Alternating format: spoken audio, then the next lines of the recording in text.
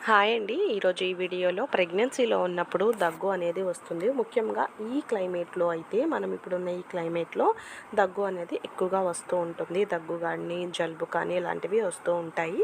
ఏమంటే మీరొకటి గుర్తుపెట్టుకోవాలి. ప్రెగ్నెన్సీలో ఉన్నప్పుడు మెడిసిన్స్ అనేవి చాలా కొద్దిగా మైల్డ్‌గా అయితే యూజ్ చేయాల్సి ఉంటుంది. దాదాపు న్యాచురల్ రెమెడీస్ ద్వారా మనం తగ్గించుకోవడానికి ట్రై బెస్ట్ అన్నమాట. నార్మల్గా మనము కాల్షియం అని, ఐరన్ అని ఇవన్నీ వాడేసుకుంటూ ఉంటాం కాబట్టి ఈ చిన్న వాటికి కూడా మళ్ళీ మెడిసిన్ అనేది వాడకుండానే మనము ఉండటానికైతే ప్రయత్నించాలి న్యాచురల్ రెమెడీస్ ద్వారా.